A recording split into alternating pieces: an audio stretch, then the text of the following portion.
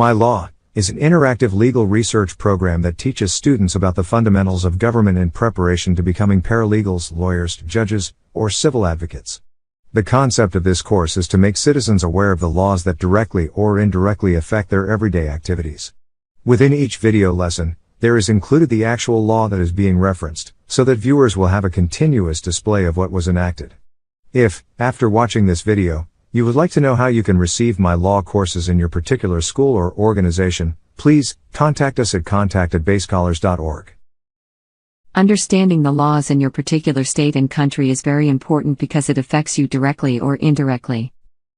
States, as they are currently known, entered into a contract with an organization known as the United States to create a unified system of laws that all states would agree to follow. Each state follow their own laws within their territory. And states follow the laws of the United States when interacting with each other. United States law, also known as federal law, supersedes individual state laws in the majority of circumstances. There are very important terms that you will have to be familiar with if you want to have a complete understanding of the law. There should be no misunderstandings once you learn how to apply these and other important terminology. In addition, you can request the appropriate remedy when the law has been violated. The first term you need to be familiar with is contract. Every human interaction requires a contract of some sort. If you are renting an apartment, if you are sending your kids to school, if you are interacting with the police, some type of contract is being applied. Laws governing contracts is broad and, sometimes, a complicated subject. Today you will learn the basics. Contracts existed before humans populated the planet. This is why there are laws that govern contracts. There are many types of contracts. Some are written. Some are verbal. Some can affect you even though you had nothing to do with its formation. Because contracts can exist outside the scope of human interaction, humans had to create a definition that would help them apply the concept in their daily activities. So, according to human law, a contract is a legally enforceable promise. Notice that the contract has to be legal. So, the obvious question is, what makes a contract legal? In its basic understanding, certain elements need to be present to make a contract legal. The first element is the offer. The offer is made by the offerer or the promiser and it must communicate something specific to the offeree or promisee. Here's an example of an offer. The offerer says to the offeree, "I offer to sell you my scooter for $400. The next element is the acceptance. The acceptance must be a mirror image of the offer, meaning that it must be precisely the same as the offer. For example, the offeree says to the offerer, "I agree to buy your scooter for $400. Another element is consideration. Consideration is a bargain for exchange.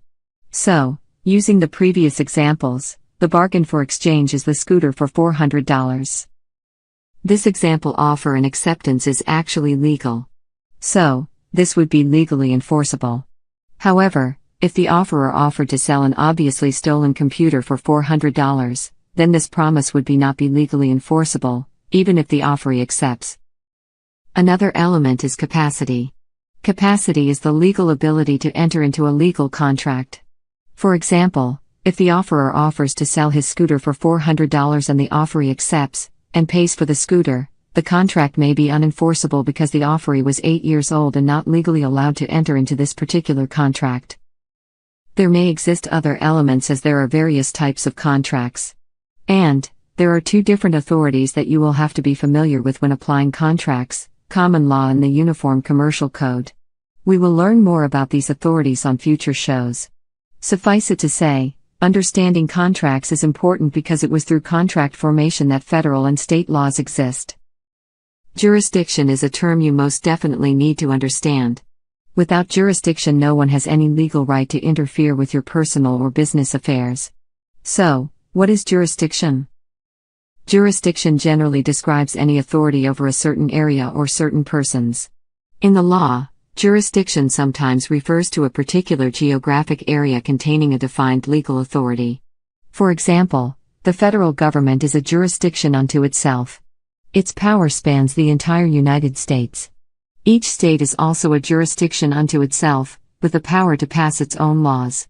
Smaller geographic areas, such as counties and cities, are separate jurisdictions to the extent that they have powers that are independent of the federal and state governments. Jurisdiction also may refer to the origin of a court's authority. A court may be designated either as a court of general jurisdiction or as a court of special jurisdiction. A court of general jurisdiction is a trial court that is empowered to hear all cases that are not specifically reserved for courts of special jurisdiction. A court of special jurisdiction is empowered to hear only certain kinds of cases. Custody is the care, possession, and control of a thing or person. The retention, inspection, guarding, maintenance, or security of a thing within the immediate care and control of the person to whom it is committed. The detention of a person by lawful authority or process. An important thing to remember is that custody is different from jurisdiction. One can be in custody of an authority, but that authority does not have jurisdiction of that person. Moreover, one can be under the jurisdiction of an authority, but that person is not in the custody of such authority. The understanding between custody and jurisdiction can be complex. However, understanding these two terms is very important for human interaction. Custody will be discussed in future shows, especially when it comes to children. For now, here is something to consider regarding custody. Jurisdiction of courts over custody disputes has been heavily litigated, especially in child custody cases. In the past, some parents sought to obtain custody over their children by removing them from one state, then seeking to obtain custody through a decree in another state. The federal and state governments have sought to prevent this occurrence through the enactment of a series of statutes. In 1967, the Commissioners on Uniform Laws approved the Uniform Child Custody Jurisdiction Act, which was eventually adopted in every state. The Act provides that a state court will not accept a custody case unless it has original jurisdiction or unless the state with original jurisdiction relinquishes it. The Commissioners on Uniform Laws updated the law in 1997 with the approval of the Uniform Child Custody Jurisdiction and Enforcement Act, which more than 30 states have adopted. Congress has enacted similar legislation, including the Parental Kidnapping Prevention Act. That statute requires that a state give full faith and credit to another state's custody order.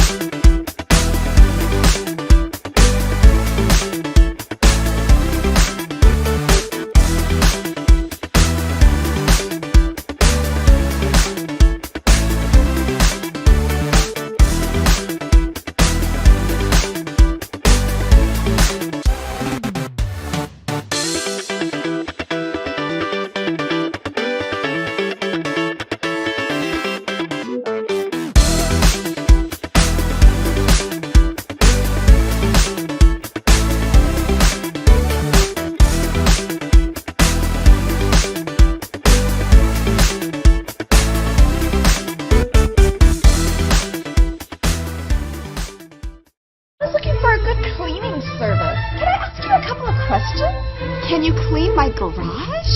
Can you steam my carpets? Can you work really fast? Do you provide your own cleaning supplies? Can you work around my schedule? Do you screen your workers?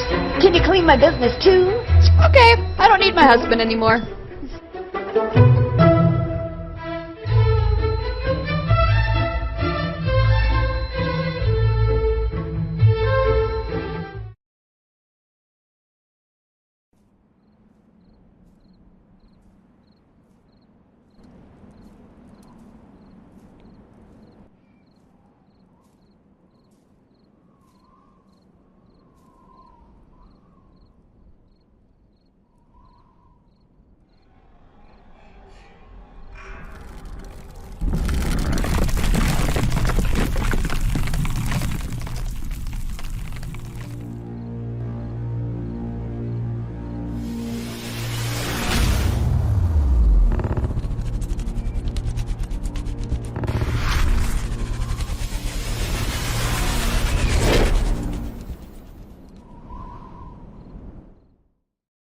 An offense is described as a crime or punishable violation of law of any type or magnitude.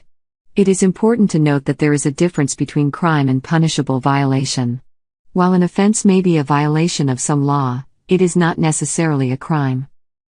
A crime is a misdemeanor or felony. Let's take a look at the definition of crime. A violation of a law in which there is injury to the public or a member of the public and a term in jail or prison, and/or a fine as possible penalties. Now, let's look at the definition for misdemeanor. A lesser crime punishable by a fine and/or county jail time for up to 1 year. Misdemeanors are distinguished from felonies which can be punished by a state prison term. They are tried in the lowest local courts such as municipal, police or justice courts. Typical misdemeanors include petty theft, disturbing the peace, simple assault and battery, drunk driving without injury to others, drunkenness in public, various traffic violations, public nuisances, and some crimes which can be charged either as a felony or misdemeanor depending on the circumstances and the discretion of the district attorney. So, according to what was just read, misdemeanor is a crime. Let's take a look at the definition of felony. 1. A crime sufficiently serious to be punishable by death or a term in state or federal prison, as distinguished from a misdemeanor which is only punishable by confinement to county or local jail and/or a fine. 2. A crime carrying a minimum term of 1 year or more in state prison, since a year or less can be served in county jail. However, a sentence upon conviction for a felony may sometimes be less than 1 year at the discretion of the judge and within limits set by statute. So, according to what was just read, felony is definitely a crime. Felonies and misdemeanors are the most familiar offenses in our current society, so it's best to understand them fully. Each state has penal laws that identify specific misdemeanors and felonies and their punishments when a person is found guilty of committing such offenses. States, also, have procedural laws that they must follow before any conclusion of guilt can be ascertained. Citizenship is the last important term we will go over in this episode. Each state and the United States all have requirements for citizenship. The concept of citizenship can be complex, however, if the inhabitants want to take advantage of rights and privileges, they must be considered citizens. Here's the definition of citizen. Person who by place of birth, nationality of one or both parents, or by going through the naturalization process has sworn loyalty to a nation. The United States has traditionally taken the position that an American citizen is subject to losing his or her citizenship if he or she commits acts showing loyalty to another country, including serving in armed forces potentially unfriendly to the United States, or voting in a foreign county. However, if the foreign nation recognizes dual citizenship, the United States will overlook this duality of nationalities. We will explore each term in depth in future shows, as well as address specific issues that are common and in need of immediate attention, such as child custody and landlord versus tenant issues. Thank you for watching. And, remember, it is through the application of our knowledge that we can create the reality we desire.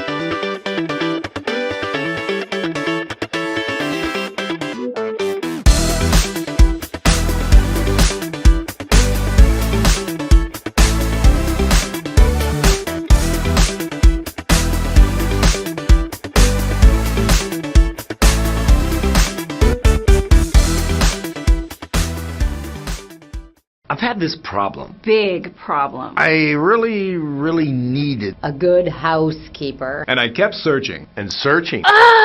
There are so many choices. It's really hard to find one that has all the things on my list. But I finally did it. Yes, thank you. If you were looking for one as well, Look no further. Here's a really good one. Just use mine. Use mine. I'm very satisfied. Definitely recommend. Problem gone. thank you.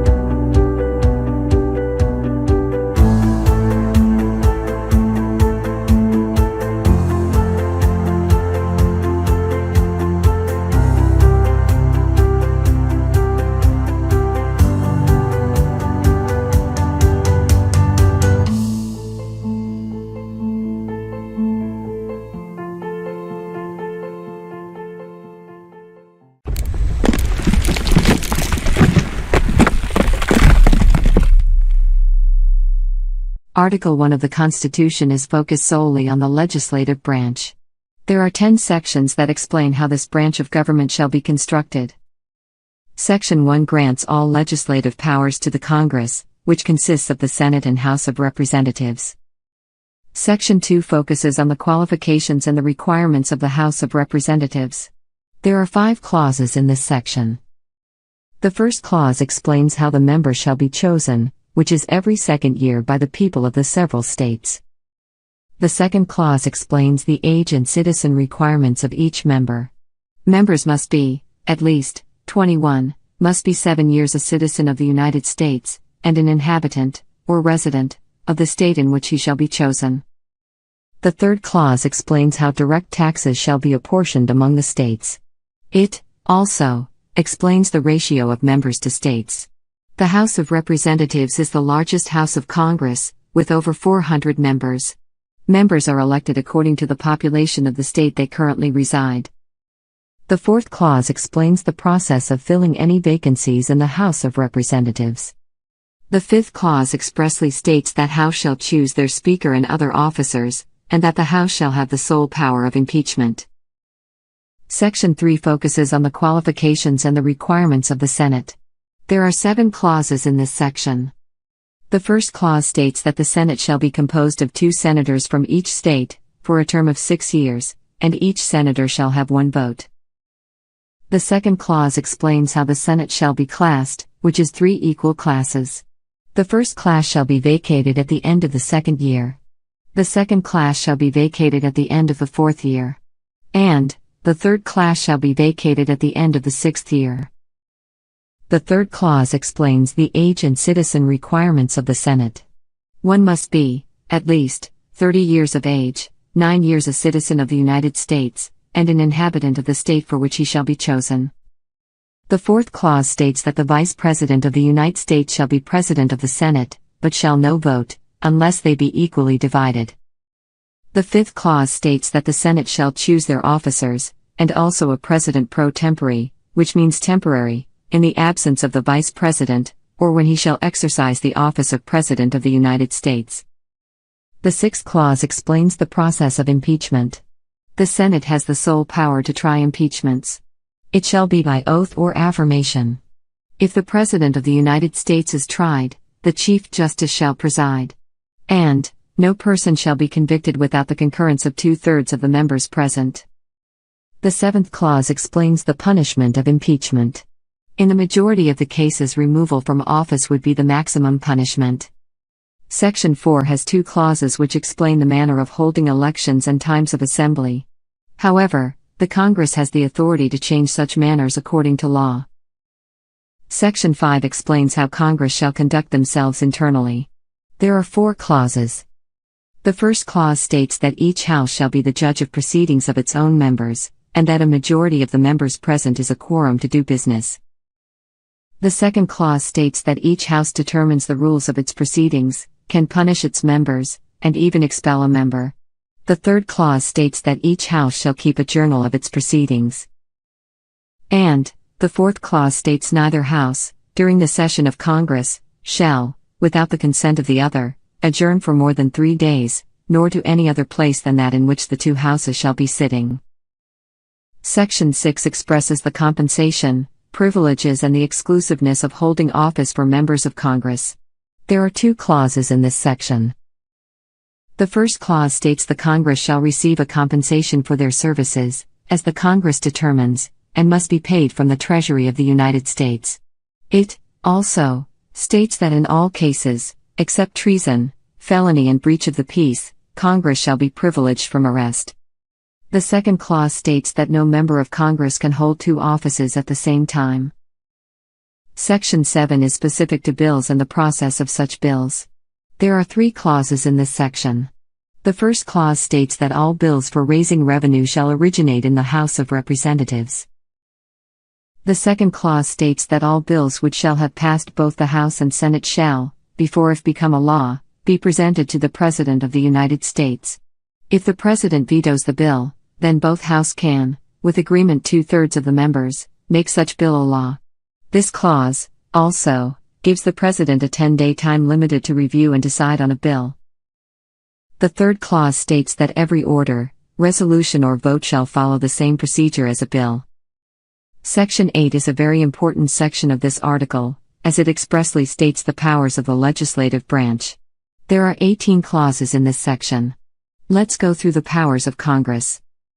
Congress can lay and collect taxes, can borrow money on credit of the United States, can regulate commerce, can establish an uniform rule of naturalization, can coin money and regulate the value, can provide for the punishment of counterfeiting, can establish post offices and post roads, can promote the progress of science and useful arts by giving authors and inventors exclusive rights to their works for a limited time, can create inferior courts to the Supreme Court, can define and punish piracies and felonies committed on the high seas, can declare war and make rules concerning capture, can raise and support armies, can provide and maintain a navy, can make rules for the government and regulation of land and naval forces, can call forth the military to execute the laws of the Union, can organize, arm and discipline the military, can exercise exclusive legislation in the District of Columbia, and can make all laws necessary and proper to make sure all the laws stated are carried out.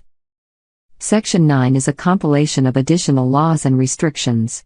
There are 8 clauses in this section. Noteworthy laws in these clauses to consider are, the privilege of writ of habeas corpus shall not be suspended, unless when in cases of rebellion or invasion the public safety may require it, and no bill of attainder or ex post facto law shall be passed. Section 10 expresses the limitations of states that agreed to the Union of the United States of America. There are 3 clauses in this section. The first clause states the states cannot enter into any treaty or alliance, they cannot make money, or make anything but gold and silver coin a tender payment of debts. The second clause states that no state shall, without the consent of the Congress, lay any imposts or duties on imports or exports, except what may be absolutely necessary for executing its inspection laws. The final clause states the states cannot keep troops, ships or war in time of peace, or enter into any agreement with any other state without the consent of Congress. There are currently 535 members of Congress. 435 members belong to the House of Representatives and 100 members belong to the Senate. For more, and up-to-date, information about Congress, visit their site at congress.gov.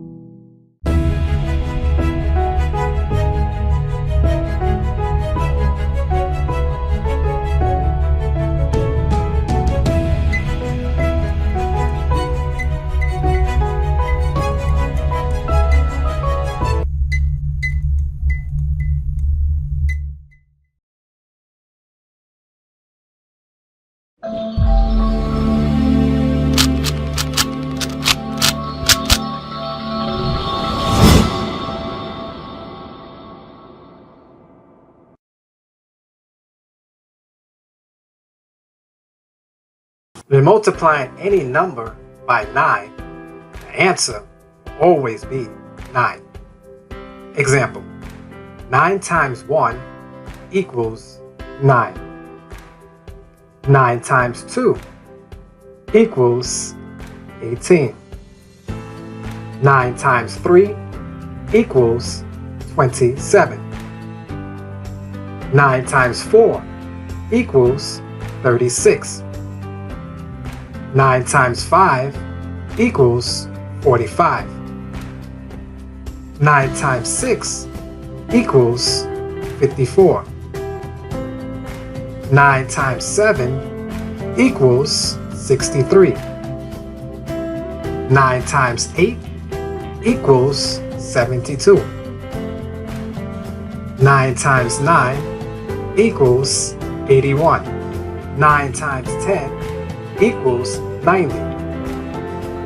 9 times 11 equals 99. And lastly, 9 times 12 equals 108. Now you know something new and cool about multiplying numbers by 9. Practice often, and remember to always keep it very simple.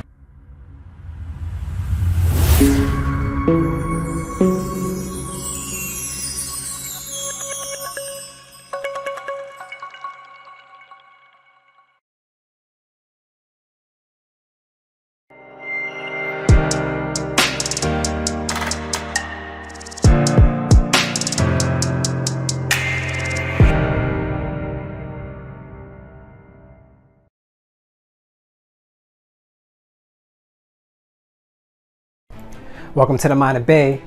Now, let me introduce you to the thought of the day. Unnecessary phrases. Needless to say. An unnecessary phrase is a phrase that is used in the ordinary course of a conversation, but that which is practically useless and irrelevant within the current discourse.